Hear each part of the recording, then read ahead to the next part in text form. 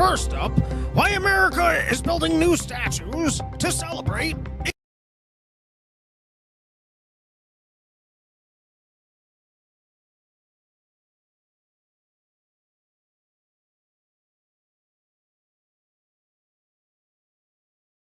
First up, why America is building new statues to celebrate its fat blacks.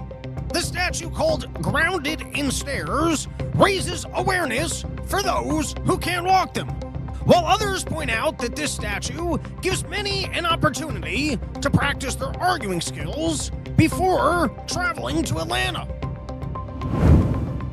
In trying to figure out new funding for Ukraine, world leaders from France, UK, and Germany decided to really concentrate, like really focus, and maybe even come up with a business together. Next, as Republicans get better looking, liberal women struggle with what to wear. Well, even more than usual. But now they gotta look in the mirror and wonder, does this make me look like I won't get an abortion? India lost 5 fighter jets over Pakistan, a disaster that apparently could have been averted if they could have gotten a hold of tech support. Are sins starting to hurt my gums?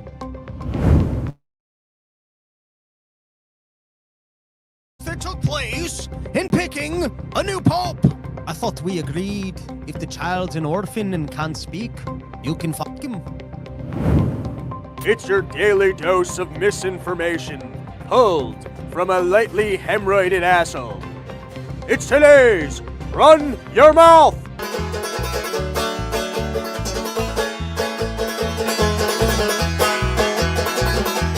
People try and tell you what you gotta do. Don't listen to them unless you think it's true. Follow your heart and your dreams. Follow your heart and your dreams.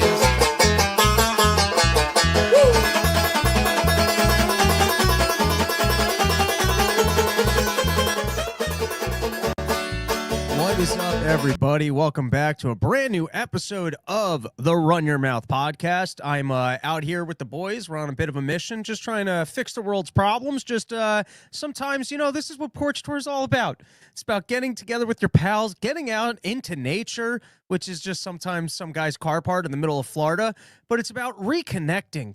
It's about getting away from that computer screen. It's about getting away from sitting indoors.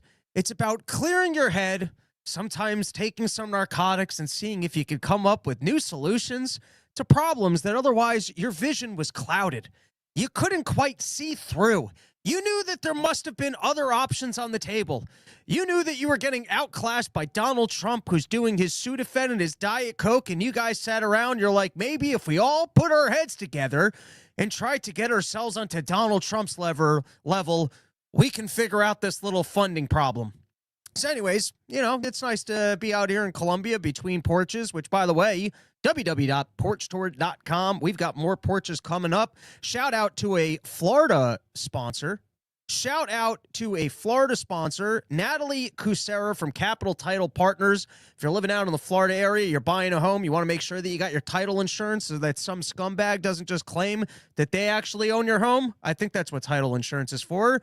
Go check out Natalie Cusera. I've got matzo balls in the chat letting me know that I believe I was just censored by YouTube. If you got more details on that, please let me know. It seemed to me like on the last podcast of the Run Your Mouth podcast on one of the YouTube channels, there were 0 comments on the entire show, which did make it seem like that perhaps I was more shadow banned than usual. And matzo balls, you seem to be the only person in the chat right now, which is odd. Usually we get a lot of traction. Usually we got all sorts of people, high-flying energy out here. So if for some reason someone wants to live report to me that we've got an issue with the YouTubes, let me know. All right, let's get into it. All right, but I was plugging Porch Tour. Nothing but plugs on this show these days, everybody. Next run of porches is going to be out in Lorden, VA, which is just south of the Washington, D.C., Virginia Beach, and then Morristown, New Jersey. And then after that, I'm out. Austin's going to be a really big show. I think we're going to be doing a live pod with Scott Horton after that stand-up show. And then I've also got, I think it's Rockport, Texas. I keep forgetting the name of it, but that's a great time. It's got the best whiskey stash you're going to see all of Porch Tour. If you're a rye whiskey guy, it's some of the most expensive and best bottles in the world. And I'll be in the corner eating some pretzels over drinking my share of whiskey. And they're typically there. So come hang out on that one. We've got the fine folks of the Owen Glass Band. And then just a general Porch Tour announcement is that if you saw me last year, I'm doing all new jokes. So don't sit there and go, hey, I already heard this. He's doing, I'm hearing that a lot of other people, when they retour, they're doing new. I got all new stuff. We got a new 40 minutes. I'm not promising that it's all working, but every word of it is new. Except in San Antonio, where I got to figure that one out, but I'm stacking that show with some Austin heaters, and we'll probably just do the new stuff in another shorter set, but we'll figure that one out, where we're going to have a pool party that night. Don't stress it. PorchTour.com, episode brought to you by YoKratom.com, home of the $60 kilo, only place in the entire world where you can get an entire kilo of Kratom for just $60. And I like this one. Harry Bollocks letting me know that he was too drunk to remember last year. It's always new to me. You know, if everyone would drink as heavily as Harry Bollocks, then I wouldn't have to worry that much about making sure that I had enough new material to tour again. Because when 30 people buy tickets to see you in a backyard, you want to make sure that you're presenting the most professional operation. And Harry Bollocks letting me know that he's going to be in Myrtle Beach, doggy, which that show is actually being sponsored by the good people of YoKratom.com in conjunction with the Inlet Dispensary, and will actually be a free show. Gimp gladly letting me know no chat showing up here, which I think it's possible that YouTube has maybe stricken the chat feature because they want as little engagement on this as they possibly can.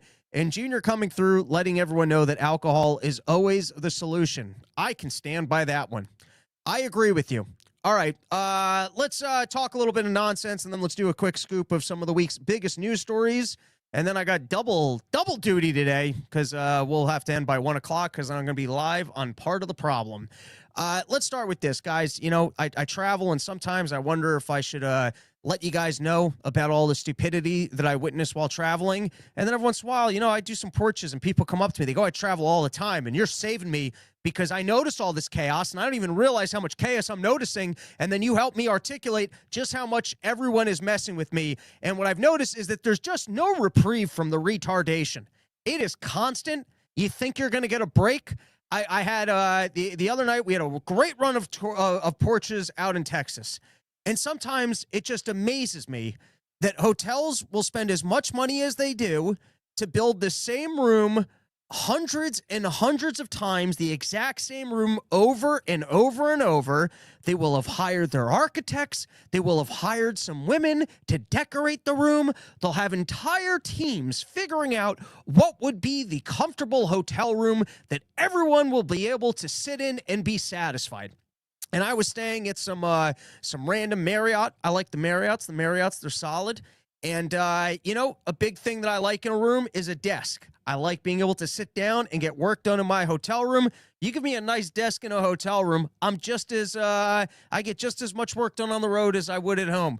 It makes a big difference if you got a desk with a comfortable chair. If you're a person that actually likes getting work done, likes reading the news, being able to put together a podcast, it's nice when a room gives you a desk. So I give a lot of credit to the Marriotts that they put good desks in the hotel room.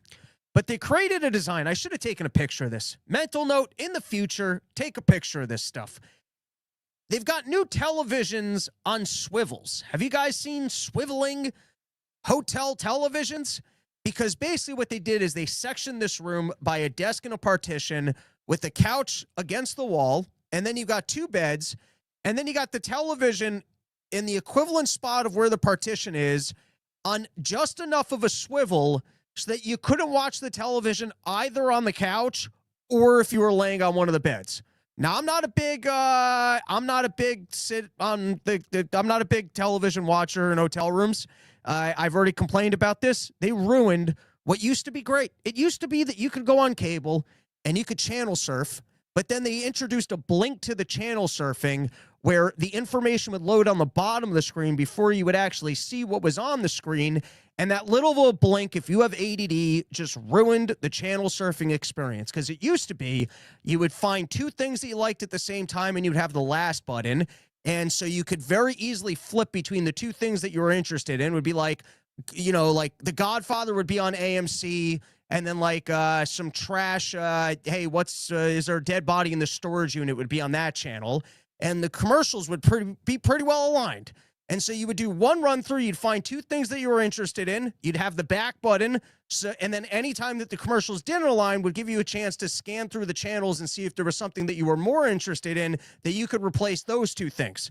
And I was a wizard at this. There's some people that are wizards with remotes.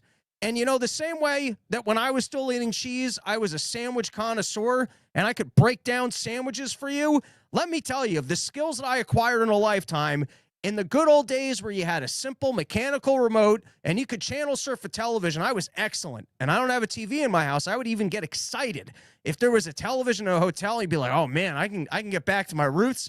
I can just sit down here and I can channel surf. But they ruined that. And now every commercial is at the same time. They load the things up with too many commercials. You know, they turned Lord of the Rings, a 3-hour movie, into a 19-hour movie.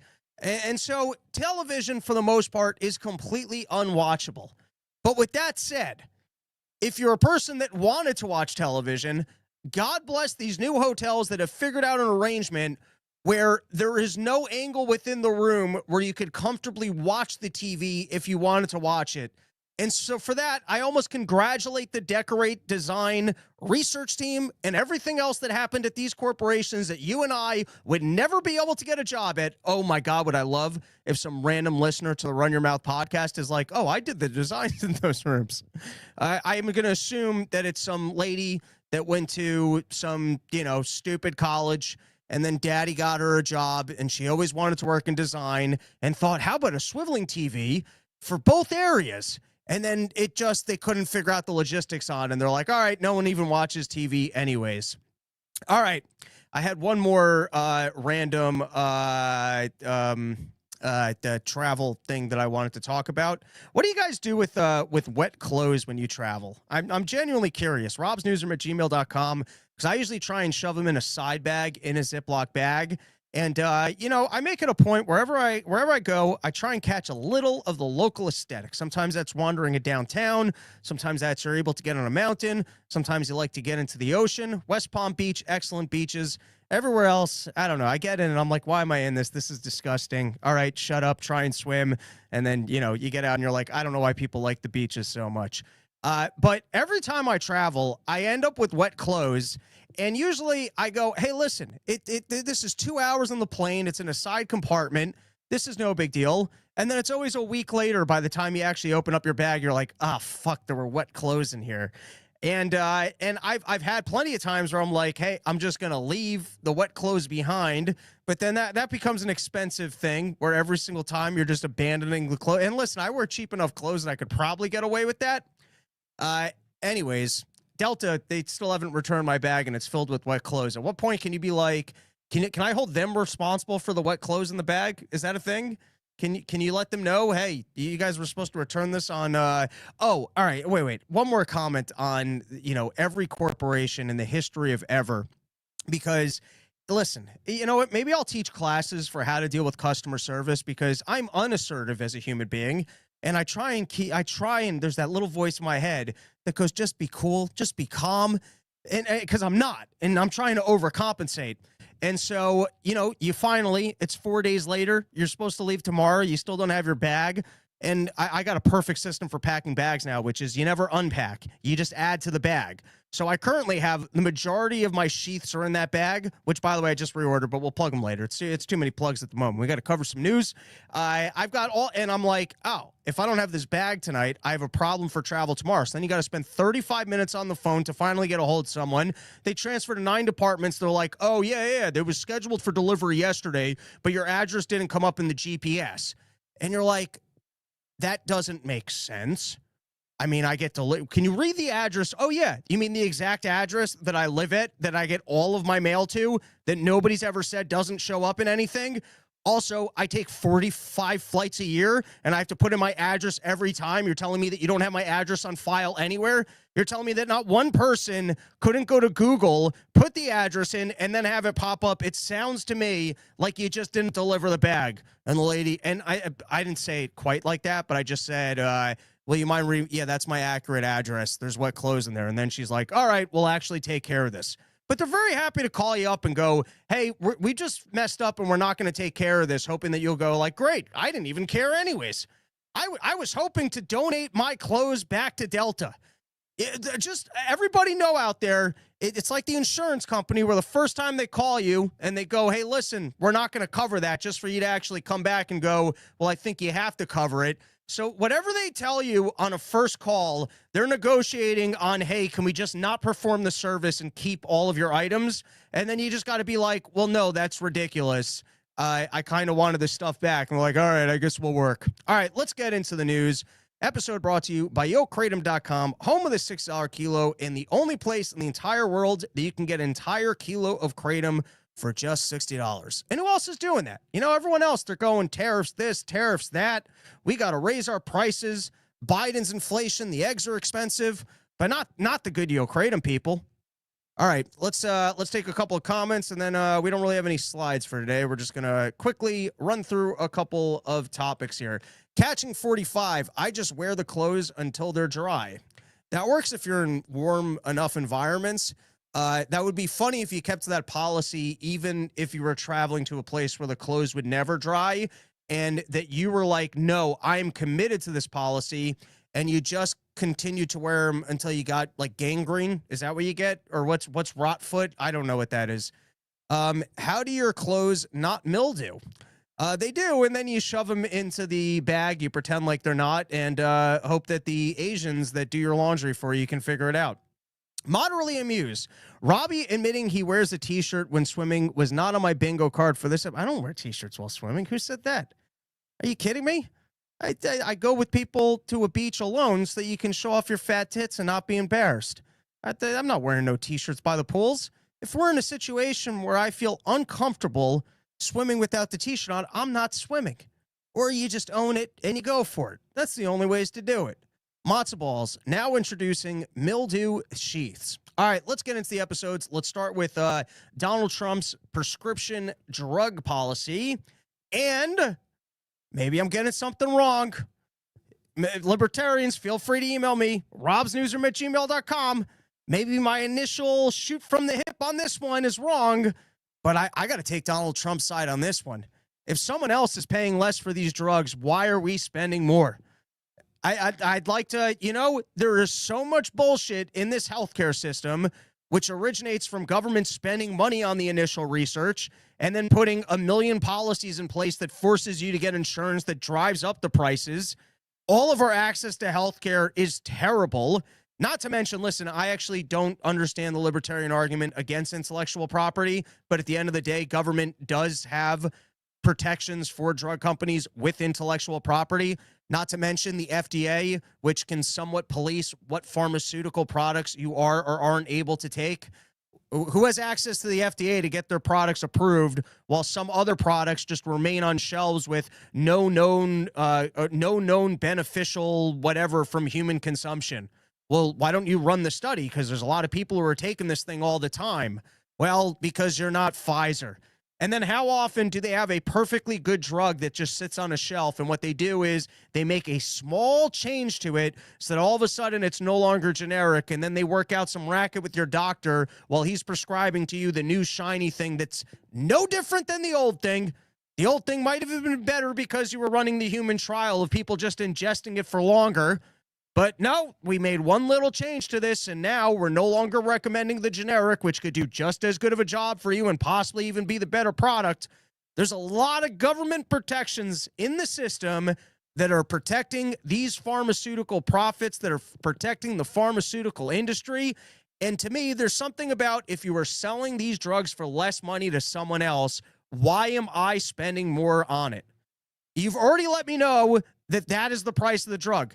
I used to work in marketing, and we would sell things to people, and you could only sell things for so little before it might get back to someone that you were spending more, and now you got to cut that guy's rate because you let them know that this is the act. No one likes spending more on things.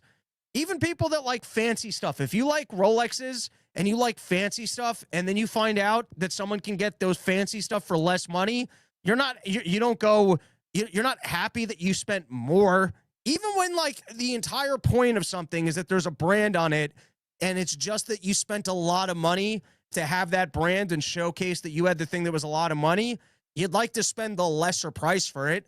There's no one that goes, hey, I want this Lamborghini, but charge me double than everyone else because then I have a $500,000. No, if you can get the $300,000 car for a $100,000 car, everyone likes a deal. And all I'm saying is if the pharmaceutical companies have worked out an arrangement where they can afford to sell the product for less money, why are we spending the more money? What is the system here that we're getting the prices jacked up when they can sell it for less? Why not just go for the less?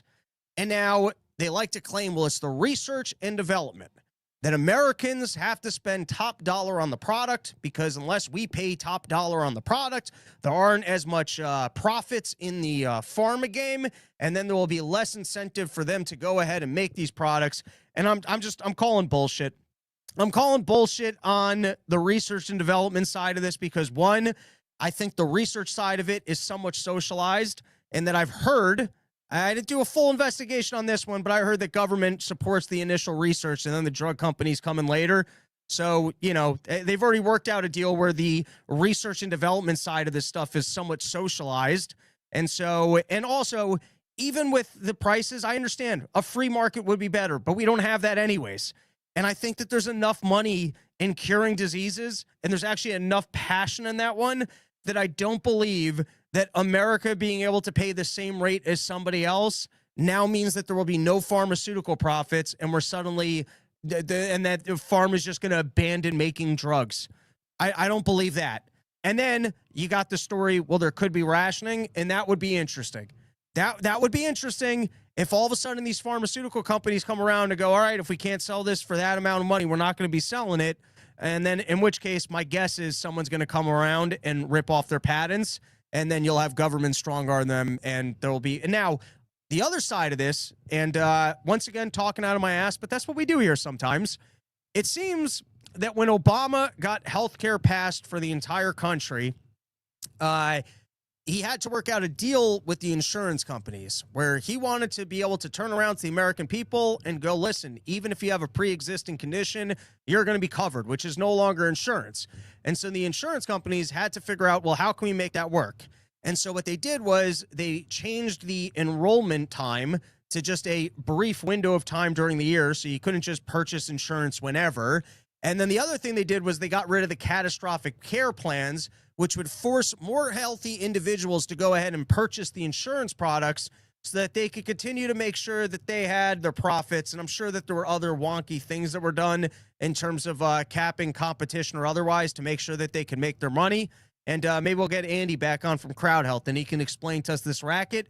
So who knows? Maybe behind the scenes, the pharmaceutical companies are actually going to cut a deal with Donald Trump and they'll make sure that they get this money in some other way. And listen, maybe I'm getting something wrong here in criticizing the mechanisms of the free market and drug companies just being able to charge whatever they want. But it seems to me that if they can charge less money to other people, I don't understand why we have to spend more. And Donald Trump stepping in and going, we are going to get whatever is the cheapest price you're giving to someone else, we're getting that also. Seems like a good play to me. Now, with all that said, because this is the problem with the grandiose of Donald Trump, where it gets hard to cover the follow all these storylines and to see what actually gets executed on. Apparently, he tried a similar thing with Medicare and Medicaid, and then it got shot down by the courts for some bullshit of not enough notice and that it's supposed to come through Congress and this, that, or the next thing. So we will see if it ends up coming to fruition. But from what I have heard of the prescription price drug plan, unlike the tariffs, which I shat on relentlessly, this one seems to make sense to me. All right, let's take a couple of comments here. Moderately amused. I've been railing on libertarians that think pharma is a free market. Thank you for articulating this better than I can. You got it. Junior, we spend more to support our beloved pharmaceutical companies. Mr. Miles, never check in a bag. Just go to Goodwill, buy new pants and shirts, pack your sheets and your toiletries and your carry, and just donate the ones back to the Goodwill. Think of it like renting clothes. That's too much. Then I don't always have a car. Then you gotta take a car. You gotta waste the time at the Goodwill. I get free bags with Delta. I just shove in more than I need on every trip. I've got it down to a science. And then you also got to wear some dead guy's clothes. So I'm not a fan of that one.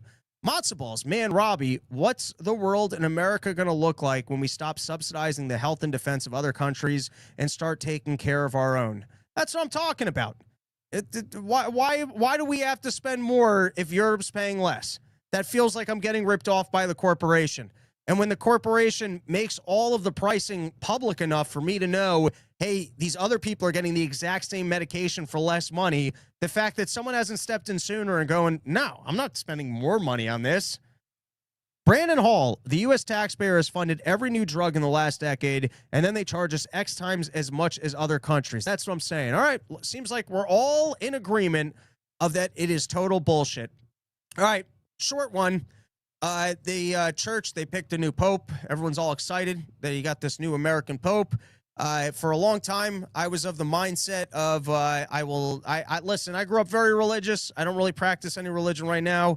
I think I'm not even really going to make comments about belief or otherwise in God. I think it's nice if you believe in a higher power. It's probably good for you and might even come with benefits, and I can make that pitch that way. I'm not a big fan on shitting on religion. I feel like if you're invested in a religion and a relationship with a higher power, good for you. Get after it. Go practice your religion. I don't think it's silly or stupid. I think at some point we all would like to have the idea that life has meaning. I think it's hard to apply a meaning to life without a God. And so whatever religion or other practice you have to try and connect with the higher power and invest in being a nicer person, I think, or a better person is probably a good thing. With that said, that last pope was a socialist. And that's when it starts irking me. When you got a pope trying to get up and he's on board with preaching to you about global warming, when he starts abandoning what's supposed to be principles of faith and going, hey, we need more transgenders in sports. I don't know that he ever said that. I'm being a little hyperbolic. But when you start stepping into politics and preaching the socialism that we're all railing about because we know the dangers of, well, then this is no longer religion. Now, I was reading, it caught my eye that amidst the deliberations of a new pope was claims that the church is financially insolvent. There was claims that, hey, we got to pay for all these priests.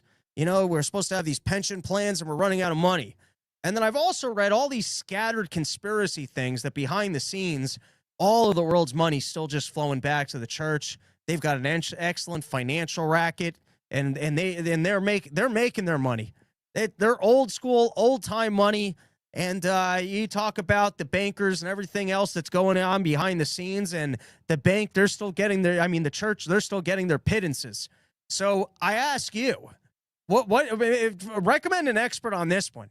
Why is the church claiming that they're broke? Are they operating like the Federal Reserve? They overextended, and so they're all cashing checks on the back end, but they're claiming that they got no money in any capacity?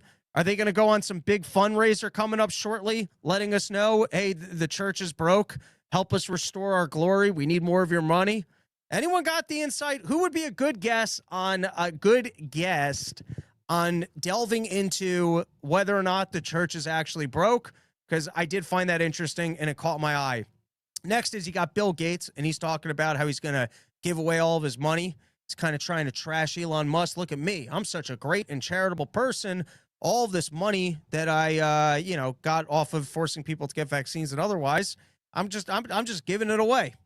And I'd like to make a quick defense for capitalism here, and that if you're a brilliant person and you are the best at allocating capital, and you really know how to create items, goods, and services that can help the vast of humanity, is it actually better when wealthy individuals just give their money to charity? I mean, listen, I'm not against charity. Charity's great.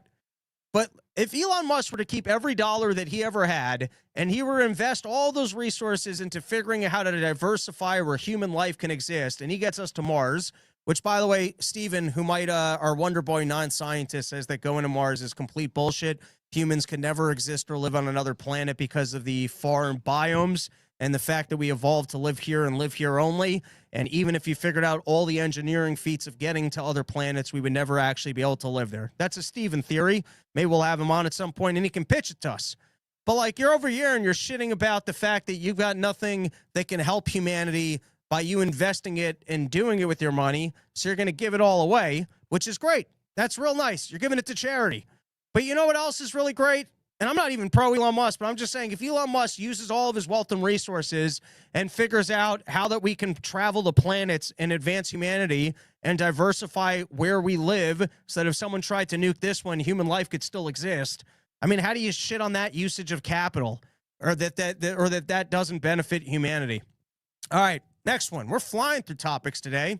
And then after this, we'll plug another sponsor. Diddy's prosecutor can't get a hold of key witness. Guys, listen, if P. Diddy's guilty, let's send him to jail. But firstly, you know, if you're a prosecutor and you got a lady witness, you almost got to get them on the stand within 3 minutes before their personality changes back to, oh yeah, I kind of like what happened. Oh yeah, that was last month when I was depressed and I was real upset about it. But this is this month, and hey, if you can get Diddy out of jail, I'd like to go to one of those parties again. Or Diddy's people got him. The Mossad agency that he was working for figured out how to get some witnesses out of there. But the start of the trial, from what I'm reading, is listen. I mean, he beat the lady. You can't be beating ladies. If you needed to hear that, I'll take a strong stand on that one. No beating the ladies. Not allowed to do that. We're all in agreement. But you know, for all the talk of the sex trafficking, paying a prostitute to do weird things with your long-term girlfriend, who then sticks around to continue to do the weird things because she prefers to be your boyfriend to leaving. Now, you might say that it becomes sex trafficking after you've beaten the lady, and so she didn't feel comfortable leaving the relationship. But, you know, it seems like not the strongest start to a prosecution where the claims were widespread, you know, sex trafficking, when the key witness or first witness is a person that had been in a relationship. Well, we'll see how that one plays out, you know? That would be a wild one if Diddy actually got off. And I don't think he's getting off, because I'd seen at one point, firstly, one of the initial lawyers just bounced out of it. He's like, I can't even defend this guy. And then they were starting to put forward he was on drugs when he did it. And then everyone take drugs all the time because apparently you can get away with anything. If there's a drug defense, then just make sure that you're on drugs all the time, because then if you're on drugs all the time, you can always be off the hook. So that one would make sense, but it's early and we'll see how that one plays out. Trump/Netanyahu, we got into that on the last part of the Problem podcast. The short of it is that I'm thinking that behind the scenes, Netanyahu finally fucked with Trump enough that Trump was like, nah, I don't work for you, buddy. Now, listen, he's also out there and he's telling Syria, I want you to go recognize Israel. And so it doesn't seem like he's entirely off the Israel train, but he did some bold moves, which was included negotiating with the Houthis and keeping Israel out of it. And then, of course, making them look real bad by getting one of the hostages out. And, you know, getting one of the hostages out, it's almost like a Michael Scott moment where you show up. I don't know. Let's just say you're out on like some, I don't know. You find yourself stuck in the rainforest and there's a bridge. And on the other side of the bridge, there's a tribe of people and they're standing around with their spears, and someone goes, we can't possibly get along with these people. We can't even ask them to get across the bridge. And then some guy in the office goes, well, that's nonsense. And so he sneaks across the river, and then he comes back across the bridge with two really hot tribal looking women and, you know, a big plate of ribs, and goes, hey, these people are actually really cool and we can cross the bridge. It's no problem. And so it seems like Trump doesn't want that Iran war, and he doesn't want Israel, you know, pushing as hard as they are for their influence over the United States of America. And so Trump's kind of biting back a little bit and being like, hey, relax. Well, you guys aren't running the show over here. But, you know, you never know with Donald Trump. You get excited for 1 week, he changes his mind the next week. I'm learning with this guy. He's a bit of a wild card. It's like that Charlie Day episode of It's Always Sunny, where he's the wild card character. He's a bit of a wild card character. And I know some of you guys out there, you're Trump loyalists, and whatever he did at any point in time, even if it conflicts with something he did at a different point in time, at the time that he did it, it was right because it's what he did. And so, you know, if 90-day pause on bringing back your factory jobs at only a 30% tariff level, then that was the right move because Trump did it now. It might not be consistent with getting you more factory jobs, but if he did it, that's the right move now. And if he does something different in 90 days from now, then that would be the right thing because that's what Trump did. And you can't criticize Trump because whatever he's doing, even if it's inconsistent, it's perfect at the exact time that he did it. But the point I'm just making is wild card, where you don't put too much stock into anything. You'll have good days, you'll have bad days. You'll have things that make no sense. You'll have things that you think are brilliant. It's wild card energy. And sure, you can celebrate the wins and try and ignore the losses, or you can go across the board. It was all brilliant, but you just don't see the brilliance of it. But I'm just calling it. It's wild card energy. And maybe on everything, just give it a month and seeing if he still wants to continue doing it, because there is the ADD of he just forgets and moves on. All right, next up, end of the Donald Trump trade wars. Which, anyone know what the plan is? Anyone know? Because everyone's so much happier in a better place. Everyone loves that we did the trade wars. I got concessions. You're going to have jobs. China's going to be open. It's all perfect. The stock market's never going to go higher. As high it is now, buy, because it's going to be even higher. You're all going to have a job that you want. I fixed it. Well, for 90 days, and then we'll reconvene. I don't know. Everyone came to the table. Everyone gave concessions, flat 10% across the board, except for China, which is at 30%.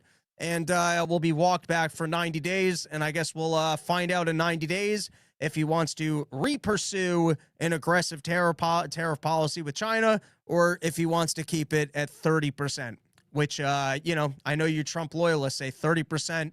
That's the perfect level for all these manufacturing and factory jobs. We can listen. Trading with China was horrible because we can't compete with them, and the wages that they pay over there and their environmental standards. But we need tariffs because that's the only way that we'll actually have jobs here. But apparently 30%, even though that doesn't cover the wage gap in any capacity, nor does it change sending jobs to Vietnam, which is cheaper, or, you know, the fact that, you know, a lot of these jobs can be automated anyways. For you guys, it's perfect level because that's what Trump did. So he's perfect. We'll see how it all plays out. Is Trump just walking back the tariff policy? Was it a 1 month thing? Did he get spooked by the movements in the bond markets? Is he trying to pull out of it before the midterms and before, you know, things start getting priced in of the time period for which there were higher tariffs? Were they actually forecasting for empty shelves? I don't know. A lot of claims that we haven't actually seen the hiccup in prices from tariffs, and it's coming down the line. And so Trump was preempting the entire marketplace being pissed at him by getting rid of the tariffs, so that when it comes back around, he goes, I understand, but I already solved it, and you're going to have a job. You'll be able to afford it, and prices are coming down. But like I said, wild card. I think anyone that's telling you that they absolutely understand it, they know what he did, they know where he's going, I'm going to say that that person's probably lying. All right, let's take a couple of comments, do a plug, and cover the rest of my topics here.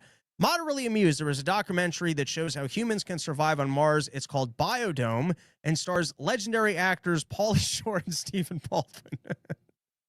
There you go. I'm sure that it was quite scientifically accurate. Catching 45, Trump type of guy to cut the brake lines to make the car go faster. Adam Sutton, you're in Dave's on trunk are so ridiculous. Do you guys not pay attention? First term, so ungrateful. What am I so ungrateful for in the first term? COVID? What was so remarkable about the first term? When he claimed he won the presidency and never actually proved it? When he lost the first 2 years of his presidency because he couldn't get better cabinet picks around him, and he fell victim to the media yelling at him that he was a Trump and Russian asset? Adam Sutton, look up what China tariffs were before the deal. So are you already walking back your first comment of me being ungrateful for the first term? And do you actually have a point there? What is the point that you're trying to make? Look up what China's tariffs were before the deal. You mean before the current deal or before when Trump enacted tariffs on them and then they had retribution tariffs? Are you trying to say that Trump's actions has opened up the market for Americans to import to China? And so please let me know, what specific actions has Donald Trump taken to open up the Chinese? I know he's claiming it, but has he given any specifics on concessions from China or the market being more open? Are tariffs down in China from before the tariff war? Adam Sutton, this is the problem when people just talk into mics and don't build anything. You mean people that specialize in trying to research these topics and actually having an informed opinion? That's the problem. When people actually take some time to think about these things, then they must be wrong because they don't have the informed, they don't have the lived experience of working with their hands. And so they couldn't possibly understand the economics or the dynamics of anything, or figuring out whether or not Donald Trump has actually put forward a cohesive plan because they haven't worked with their hands. Thank you, Adam Sutton. Really informed stuff in the chat from Adam Sutton. All right, and let's take a moment to plug a sponsor, sheathunderwear.com. Guys, I got some good news for you. I had to restock on my sheaths, and I went to their website, and I don't know. Hopefully Bobby the Bank doesn't listen to this ad, because you're able to double discount over there. And that what I did was he had combo packs. I think I got a combo pack, the 3 of the super high quality bamboos, and then a 3-pack of the regulars. And they're already discounted if they're packaged together like that. And then on top of that, I threw in my Run Your Mouth promo code for 20% off. And I think I got maybe 8 pairs of sheaths, 6 pairs of sheath. Maybe it was like $180 or something. And that's all the sheaths you need. That's a week worth of sheaths. If you're doing your laundry regularly, that's all the sheaths that you need. And so I have restocked for summer porch store. I realized that my sheath, my lost some sheath underwears through the travels. Maybe I left some wet ones behind because I thought he was just going to send me more and more. And he stopped sending the supply package. I stopped hitting him up for it. But anyways, I knew that I needed some new sheets. I went to the website. I placed an order. And let me tell you, if you buy those combo packs and you throw in my promo code, that is a steal.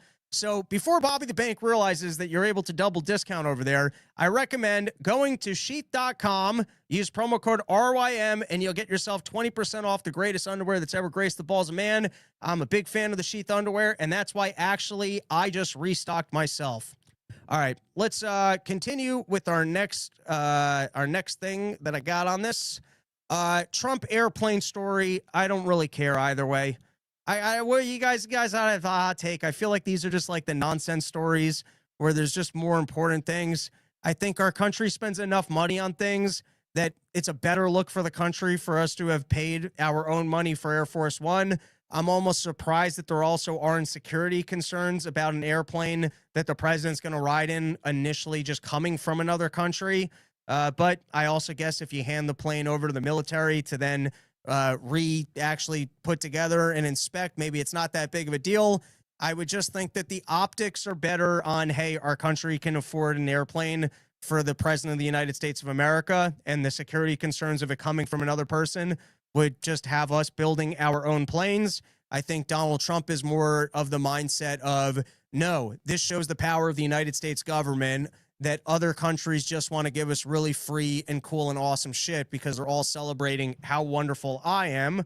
I don't think that this needs more of a conversation than this. I think it's more preferable with all the money we spend for our government to purchase the president's plane. But if Donald Trump wants to take it as a gift from another country, I don't think it's horrible bribery. And I think there's more of a storyline that it goes to his library afterwards, so that he'll be able to continue to use it. And you got all these scattered storylines about how, he's cutting $1 trillion in deals in Saudi Arabia, but it's not for mom and pop shops. It's for the military industrial complex and a lot of other people that might have gotten that money anyways. But Donald Trump gets to go over there. He gets to have his fancy meetings. And, and then his kids are out there and they're building hotels and they're working all sorts of other arrangements. And none of this is that juicy or something that I care about all that much. Let's go after the Bidens for whatever was going on in the Ukraines. And I don't think that's inconsistent.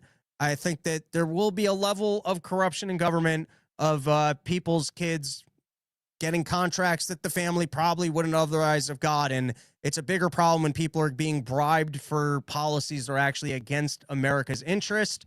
And the airplane story, it's not that big of a deal. I don't think it's better, but I don't think it's the horrifying end of the world or, proof of bribery if he ends up in a plane from Qatar. Is it Qatar or Qatar? All right. Newark air traffic control. All right, guys, this is a fun one. Apparently, the system is so outdated that they use floppy disks. When was the last time you even saw a floppy disk in your life? When was the last time, what age were you when you last had to save a file or download a file or even had a computer that had a floppy disk compartment in it? The idea that planes are coming in and they're shifting from one screen to another and people are scrambling around trying to figure out what floppy disk they're supposed to shove into the computer so that they can continue to monitor the airspace. And then I thought that this was hilarious, that apparently the system was failing.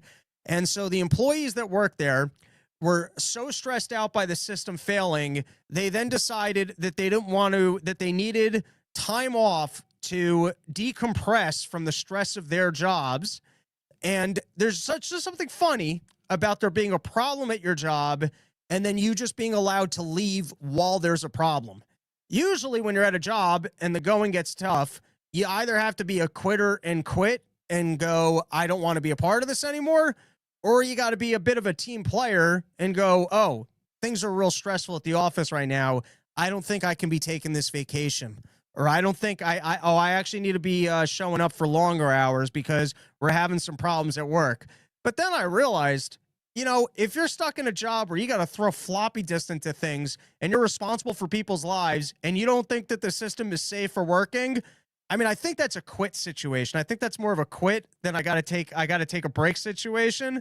But I can understand being like, I actually think someone's going to die and I don't want to be in the control tower while it happens. I don't want to be pretending like this is a working system over here because clearly this is a flawed system and I don't want to be sitting here while planes start exploding.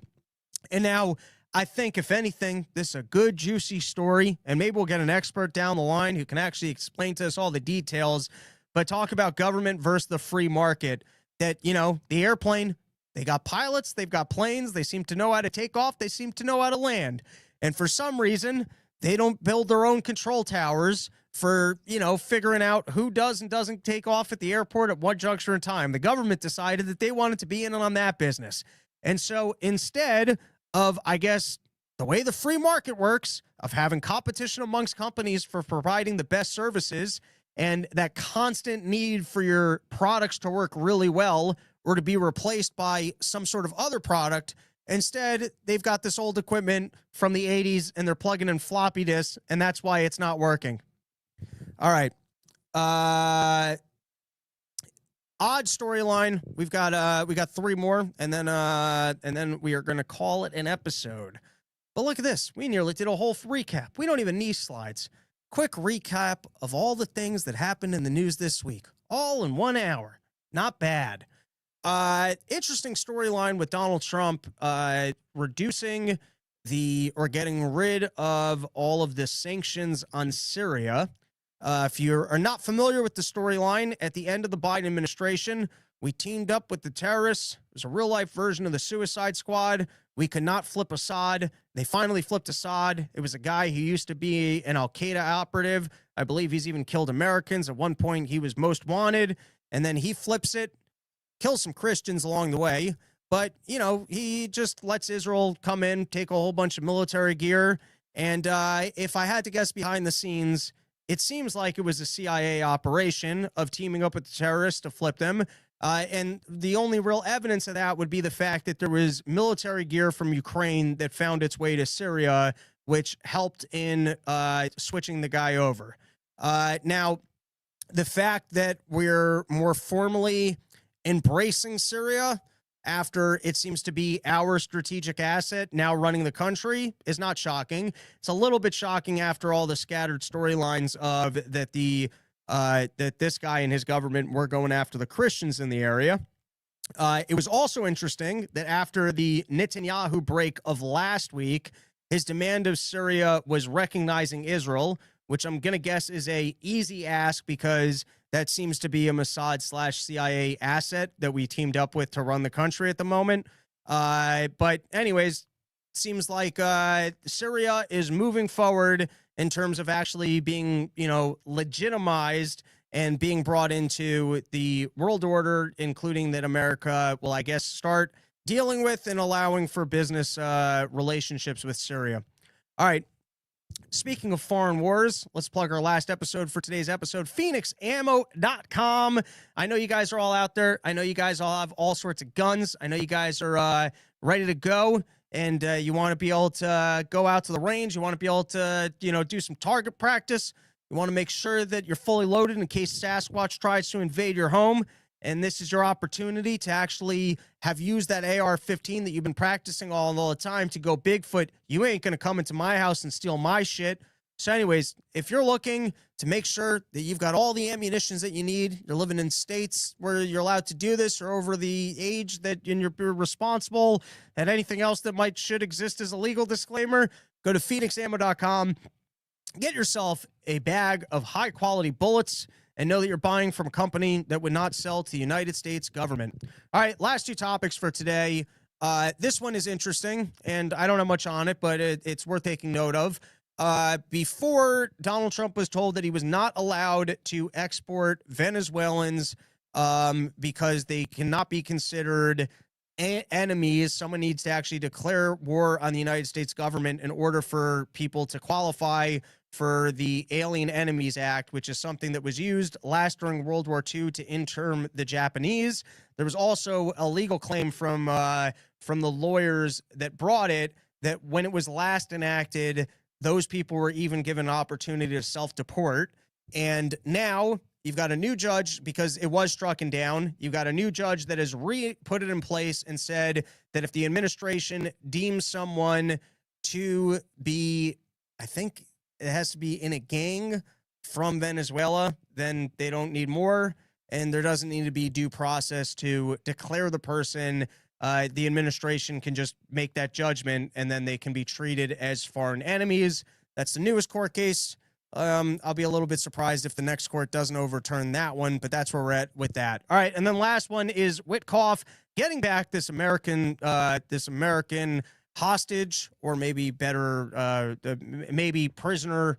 It doesn't matter the semantics. They got an American back, and definitely made Israel look bad in the process.